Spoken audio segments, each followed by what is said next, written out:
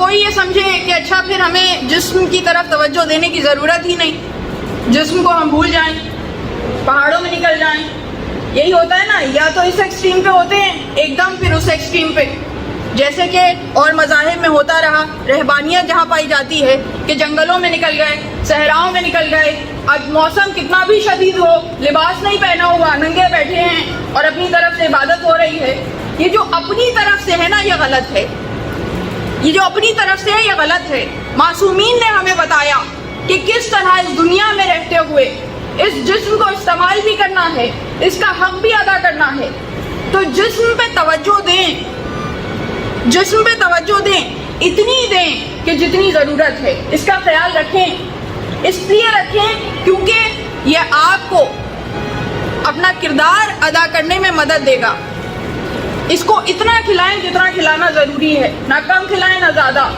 وہ نیوٹریشنز دیں جو نیوٹریشنز دینے کی ضرورت ہے. تو یہاں پہ نفس کا تابع ہونے کی ضرورت نہیں ہے، یہاں معصومین کی ہدایت کا تابع ہونے کی ضرورت ہے.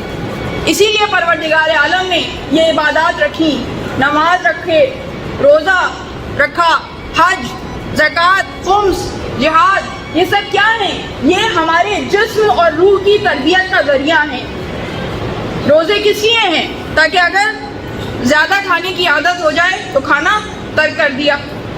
کھانا ترک ہو رہا ہے نا، یہ تو ایک چیز ہے. روحانی کتنے فوائد ہیں، جسمانی کی ابھی بات ہو رہی ہے.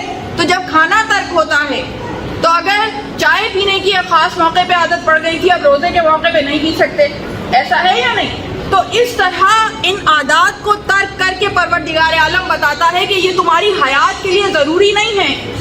آپ حج کو دیکھیے، حج میں کتنی چیزیں ہیں جو حرام ہو جاتی ہیں، ویسے مباح ہیں، کوئی استعمال میں پابندی نہیں ہے. شیشہ دیکھنا، بال بنانا، خوبصورتی کا خیال کرنا، دوسرے انسان سے مربوط ہونا، اس کی طرف توجہ دینا، مگر یہ سب حالت احرام میں حرام ہو جاتی ہیں. کیوں؟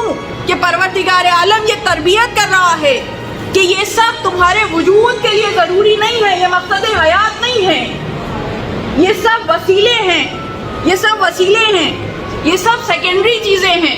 اصل مقصد حیات کو سمجھو. اصل مقصد حیات اطاعت الہی ہے، اور اطاعت الہی تک پہنچنے کا زینہ ہے اطاعت امام زمان. اطاعت امام زمان زینہ ہے اطاعت الہی تک پہنچنے کا. تو اب دیکھیے کتنا بڑا مقصد ہے اور کتنا بڑا راستہ ہے، کتنا بڑا سفر ہے جو ہم سب کو طے کرنا ہے. ابھی تو ہم صرف معرفت کی بات کرتے ہیں کہ معرفت حاصل ہو، امام کی معرفت حاصل ہو، وہی پوری طرح حاصل نہیں ہو سکی. اس معرفت کیوں ضروری ہے؟ اس لیے کہ جب تک امام کو جانیں گے نہیں، پہچانیں گے نہیں، ان کے مزاج کو سمجھیں گے نہیں، تو اطاعت کیسے کریں گے؟ اطاعت کیسے کریں گے؟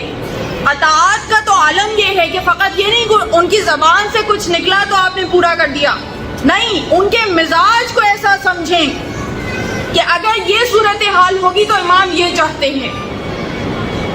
امام کی نظر کے اشارے کو سمجھنا، امام کی بات کے معنی کو سمجھنا، یہ اطاعت ہے، اور اس طرح سے اپنی زندگی کو ترتیب دینا. تو یہ ہمارا موضوع، اور اس پہ ہم مستقل گفتگو کرتے رہیں گے، اور انشاءاللہ یہ مراحل جس قدر بھی آپ کے لیے آسان ہو سکیں انہیں آسان بنانے کی کوشش کریں گے.